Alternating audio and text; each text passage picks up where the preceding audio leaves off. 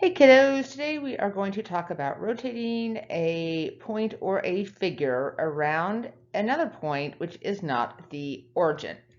So that basically is our goal or our objective today, is to rotate something, an object around a point which is not the origin. And we will focus on 90 degrees, 180 degree rotation, and 270 degree rotation.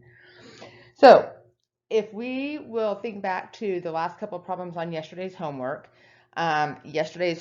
we had something to the effect that looked like this, and maybe we had some line here at x equals -5, and maybe we had some point that was at -8, 2, and we wanted to reflect over this line. So basically, if this was point P, I would come over here and think about point P prime. And if I reflect this point over that line, I know I'm somewhere over here. I'm not quite sure where, but I'm changing my horizontal or my X component. So my Y component has stayed the same. So I know right now that I'm doing nothing with my Y component. Now, what I'm going to do is, if this line right here is my y-axis, I need to relocate the line x equals -5, so I need to shift this line over to the y-axis so I can reflect my point. So if I am at -5, if I am at -8 and I want to shift back to relocate this whole graph where I'm centered on my axes near my origin, I'm going to move this whole graph to the right 5 to make my axis of symmetry land on my x-axis, which gives me the point -3. Then when I reflect that point over, when I reflect that point over the y-axis, that point became +3. And then I need to relocate it back, so I have to scoot everything back to the left 5. So that means my new x-coordinate is going to be -2. So the point P prime is -2, 2. So I know some of you did that homework very visually and you just counted, and your graphs were good enough that you could just count. But in the event that your graphs are not good enough to count, that's essentially what you did. So now if you think about rotation around a point changes both your x and your y, not just one coordinate or the other. So we are going to apply this same concept, but now we're going to have to change the x and the y. So basically step 1 is exactly what we did over here. We are going to relocate the point of rotation, like the point we are rotating around, back to the origin. So we're going to subtract the point out of each of the points which we are rotating. We are going to use the rules from the previous lesson to rotate the new point around the origin, and then we are going to add the point back in to relocate it to its original location. All right, so thinking back to yesterday, I'm not going to do the verbal description today, so we did that yesterday in the notes, but thinking about our rules, if we think about a 90-degree rotation, that means we went from quadrant 1 to quadrant 2, where my signs are negative, positive. Quadrant 3, the signs are negative, negative, and quadrant 4, the signs are positive, negative. So for 90 degrees, my coordinates switch places, and we change the sign of the first coordinate. For 180 degrees, the x and the y are in the same order, but both signs are negative. And for 270-degree rotation, my x and my y switch places again, but this time the second coordinate is negative. So you need to make sure that you know those rules and that you can write them down, because we will be using them throughout the rest of this unit. All right, so keeping it simple and just relocating or rotating one point. So I'm going to take point A, which is down here, and I'm going to reflect that, or I'm going to rotate that around point X. So this is going to be a 90-degree rotation. So if I think about my rule for 90 degrees, my rule for 90 degrees says, hey, I'm going to take my X and my Y. They flip-flop places. So my Y comes first and my X comes second. And then I change the sign of my first coordinate. So now when I look at point X, I need to relocate point X so that point X is at the origin so that I can apply the 90-degree rule. So I'm going to come over here and I'm going to write point A, which is 3, -2. And when I think about relocating this point X point X needs to go to the right one and down one in order to be relocated at the origin. So what I'm going to do is I'm going to go right one and down one to relocate that point.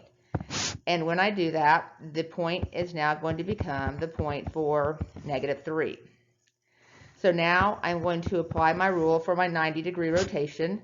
So my rule for my 90-degree rotation says I need to switch the two coordinates. So this becomes -3, 4, and I change the sign of my first coordinate. And so now I need to relocate this point back to where X was to begin with. So I am going to undo what I did in this step right here. So now essentially what I need to do up here is I need to take this point and I need to make it go left and I need to make it go up. So these two change signs. This time I'm subtracting 1 and adding 1 to get that point back to where it was. And that's going to give me my final point, A prime, which is the point 2, 5. So if I come over here to my graph and I plot A prime, I have the point over 2, 1, 2, 3, 4, 5, up. And this is a point A prime. So one way you can kind of check your graph to see if you're right, if you count from X over to A, you went over 1, 2, 3, 4, and down 3. So we went over 4 and down 3.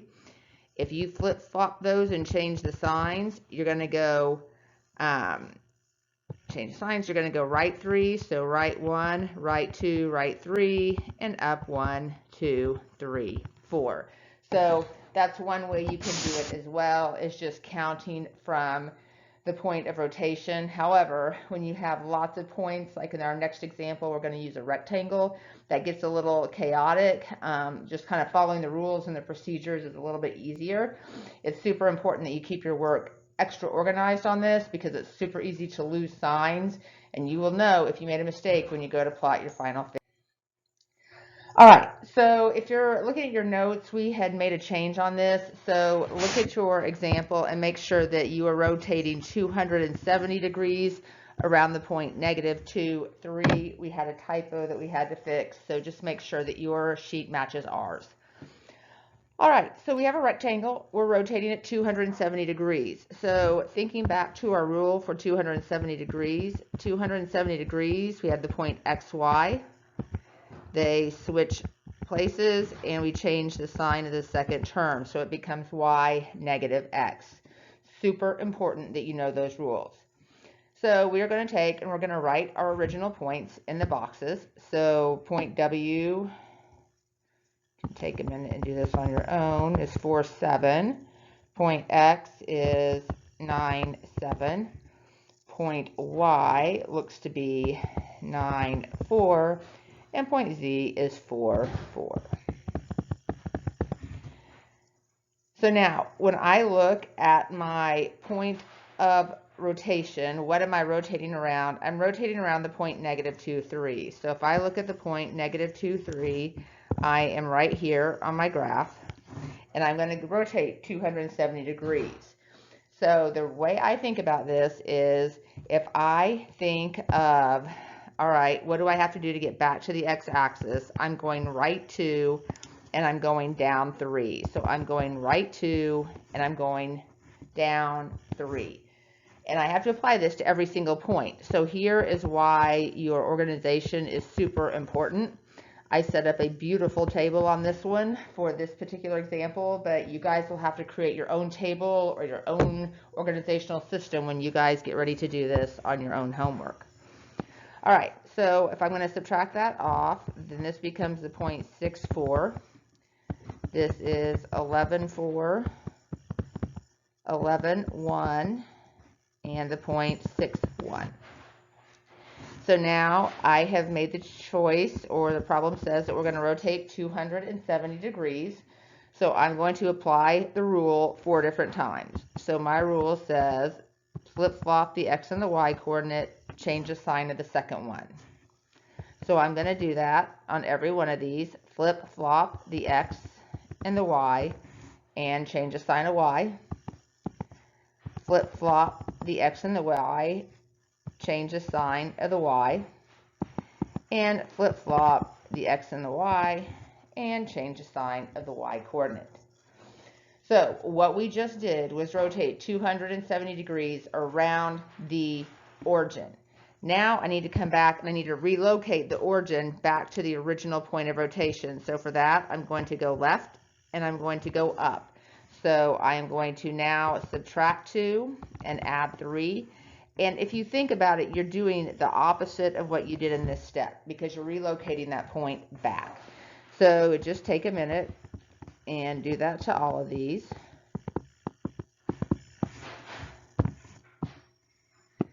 Then just add your columns down. Again, another reason to be super organized. Remember that the points now are your final points. So you're going to label them with your prime notation. So W prime, it becomes 2, -3. X prime becomes 2, -8. Tried to write that 7. And Y prime becomes the point -1, -8. And then last but not least, Z prime becomes the point -1, -3. So now I'm going to go over and plot those points on the graph. So I have the point 2, -3 is W prime. I have the point 2, -8 is X prime. I have the point -1, -8 is Y prime. And the point -1, -3 is going to be Z prime. And I can connect those points to form my rectangle. And again, if I look at my graph and I count, to get to Z prime, I went 1, 2, 3, 4, 5, 6 over and up 1. So I went over 6 and up 1. Because I rotated 270 degrees, if I flip-flop those, I can get the point 16 and change the sign of my second coordinate. So now if I start at my point of rotation, I could go right 1 and then down 1, 2, 3, 4, 5, 6, and that's where Z should be located. So you could also do that to all 4 points if you had a really, really good graph. All right, excellent. Moving on to the next page. This time we have a trapezoid. I did not give you a table, so you need to create your own data and your own organizational system. If I think back, my 180-degree rule, so as long as I'm around the origin, I'm going to take my X and my Y, and I'm going to change the sign of my X, and I'm going to change the sign of my Y. So at this point, I want you to hit pause, and I want you to do example 3 on your own. And then when you're done, you can hit resume, and I'm going to work through it pretty quickly. All right, welcome back. So for this particular problem, we have point J, which is the point 3, 1. We have the point K, which is the point 3, 4. We have the point L, which is the point 1, 2, 3, 4, 4, 3. And we have the point M, which is the point 4, 2. So my point of rotation is the point over 1 up 2, so right here, over 1 up 2. To relocate that point back to the origin, so I'm relocating it back to the origin, I'm going left 1 and down 2, so I'm going to go left 1, down 2, left 1, down 2, left 1, down 2, left 1, down 2. And when I do that, I get a temporary point, is what I like to call it, of 2, -1. Here I have the temporary point 2, 2. Here I have the temporary point 3, 1, and here I have the temporary point 3, 0. So now I'm going to apply the 180-degree rotation. So I'm going to keep the order the same, but just change both signs. Order is the same, change the signs. Order is the same, change the signs. And order is the same, change the signs. So now I'm going to go back to my picture. I need to relocate this point back. So I'm going to the right 1 and I am going up 2. So now I'm going right 1 and up 2, right 1 and up 2, right 1 and up 2, right 1 and up 2. So now when I look at this, I now will have my new coordinates. So J prime is going to be the point -1, 3. K prime will be the point -1, 0. L prime becomes the point -2, 1. And, oops, M prime becomes the point -2, 2. So let me plot those and see if I'm right. And this is where you will definitely know if you're wrong. So if I plot the point -1, 3, this is J prime. I plot the point -1, 0, which is the point K prime. I plot the point -2, 1, which is L prime. And then I plot the point -2, 2, which is M prime. So I'm going to connect the old dots to the best of my ability here. All right, so if I look, I can pretty much tell visually that I'm looking pretty good here.